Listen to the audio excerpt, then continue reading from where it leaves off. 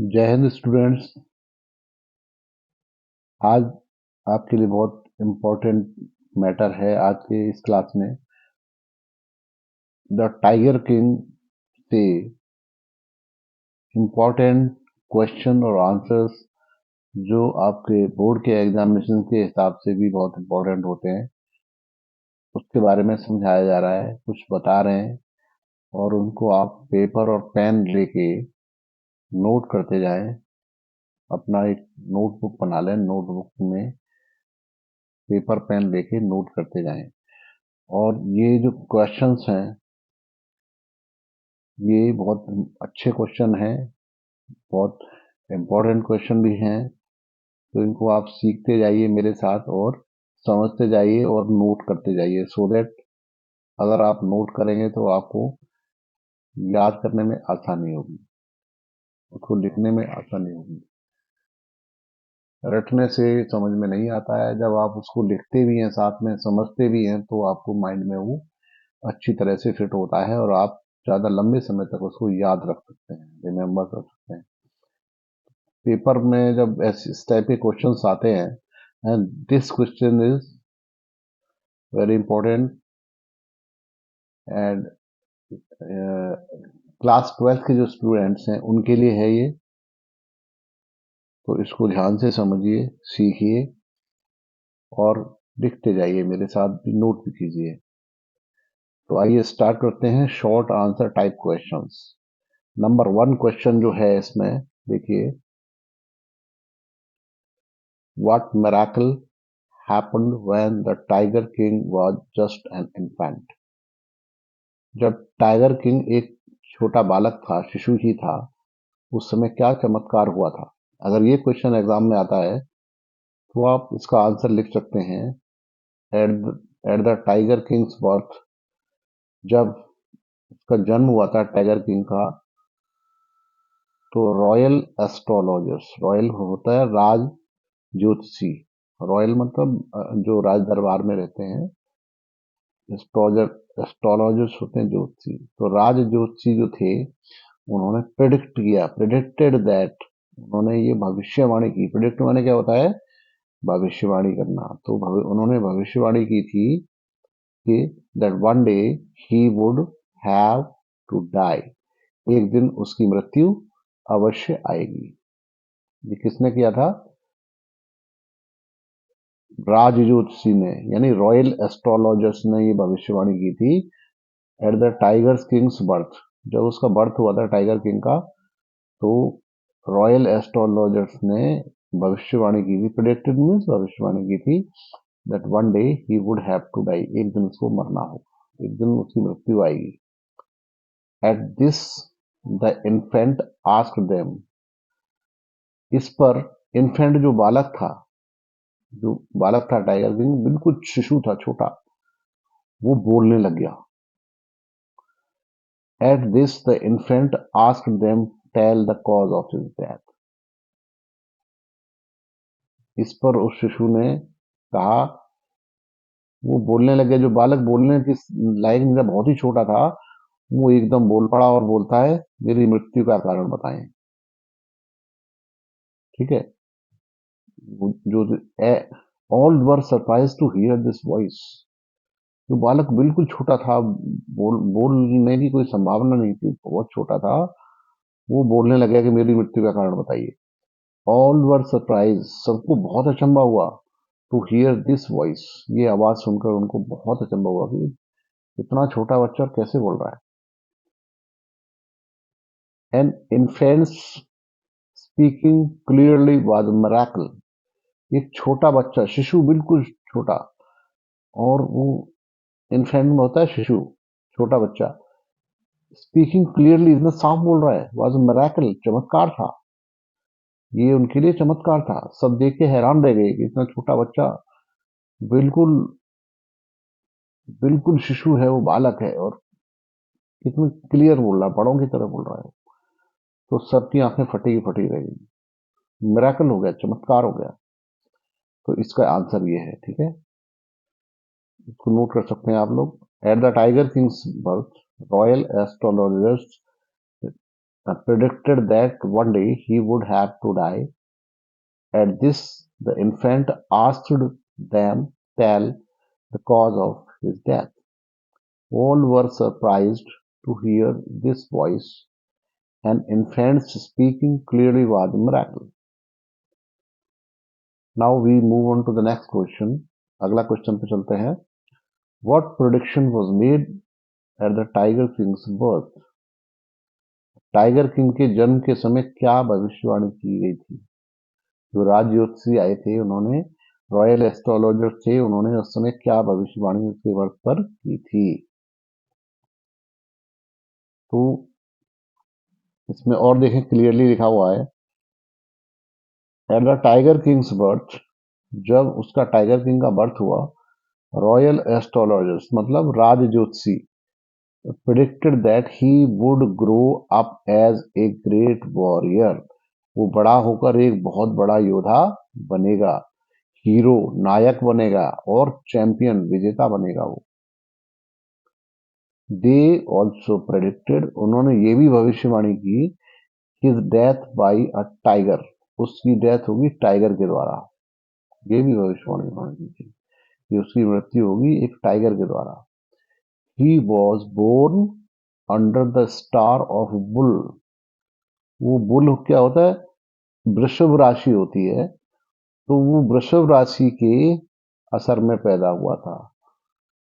वृषभ राशि के प्रभाव में उसका जन्म हुआ था.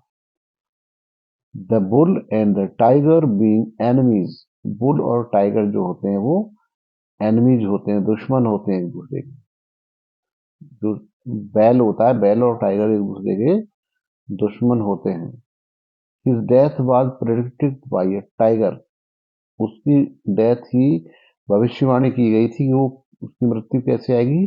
टाइगर के द्वारा, एक बाघ के द्वारा उसकी मृत्यु. तो ये सेकंड आंसर का क्वेश्चन है. स्मॉल है, नॉट ए बिग आंसर. इसको आप इजीली लिख सकते हैं. 2-3 बार आपको समझेंगे, लिखेंगे तो ये लिखना आपको आ जाएगा. और हो सकता है एग्जाम में कोई इसमें से कोई क्वेश्चन आ जाए और आप अच्छे से लिख सकें, इसलिए अपनी ठीक से तैयारी करते रहिए.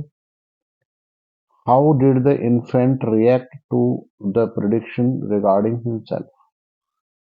वो इन्फेंट मतलब बालक. बालक ने, शिशु ने स्वयं के विषय में भविष्यवाणी के प्रति शिशु की कैसी प्रतिक्रिया थी रही. तो रिएक्ट माने प्रतिक्रिया करना, ठीक है. और ये वर्ड है प्रेडिक्शन, इसका अर्थ होता है भविष्यवाणी. तो स्वयं के विषय में भविष्यवाणी के प्रति शिशु की कैसी प्रतिक्रिया रही. आंसर है इसका, द एस्ट्रोलॉजर्स प्रेडिक्टेड. जो ज्योतिषी थे उन्होंने भविष्यवाणी की दैट द इन्फेंट, कि वो बच्चा would have to die one day, वो शिशु है उसकी एक दिन मृत्यु जरूर होगी. At this the infant clearly spoke to them. यह सुनकर वो बच्चा क्लियरली, साफ आवाज में, क्लियरली माने साफ आवाज में बोलने लग गया, बोला. Spoke to them that everyone is bound to die. वो बोलने लगा कि हर कोई, मृत्यु तो हर किसी की होती है. बच्चा इतना बोलने लग गया. Nobody needs any production to know that. ये किसी को जानने की जरूरत नहीं. ये कोई भविष्यवाणी वाली बात नहीं है. तो ये भविष्यवाणी किसी को जानने की आवश्यकता नहीं है, क्योंकि सबको एक दिन मरना पड़ता है. ये बात छोटा बच्चा, शिशु बोलने लग गया. इतना शिशु कि इतना छोटा था कि कोई उम्मीद नहीं कर सकता था कि वो बोल भी सकता है. He asked them the manner of his death. उनको ये भी पूछा कि आप ये तो बता दो, ज्योतिषी जी से पूछा उस बच्चे ने कि मैनर ऑफ डेथ, उसका डेथ, उसकी मृत्यु होगी कैसे. मतलब मैनर क्या हुआ, तरीका उसकी मृत्यु का क्या हुआ, उसकी डेथ कैसे आएगी, ये तो बता दो. ये बोलने लग गया वो बालक. अब देखिए अगला क्वेश्चन है इसमें. How did the chief astrologer explain the manner of the tiger king's death? प्रधान ज्योतिषी ने टाइगर किंग की मृत्यु के तरीके की किस प्रकार व्याख्या की? तो उन्होंने कैसे समझाया था उस बच्चे को कि इसकी मृत्यु कैसे होगी। जब उस बच्चे ने, शिशु ने पूछा कि आप बताइए मेरी मृत्यु कैसे होगी, बताइए आप। तो कैसे उसको बता रहे हैं वो जो चीफ एस्ट्रोलॉजर है। The chief astrologer explained that the Tiger King was born in the hours of the bull। जो मुख्य ज्योतिषी थे उन्होंने उसको समझाया कि जो शिशु है, ये बालक है, टाइगर किंग जिसका नाम रखा गया था बाद में, वो उसका जन्म हुआ था, was born in the hour of the bull. Bull माने वृषभ राशि, वृषभ राशि के प्रभाव में उसका जन्म हुआ है। The bull and the tiger are enemy. वृषभ और बाघ दोनों एक दूसरे के दुश्मन होते हैं राशियों के हिसाब से।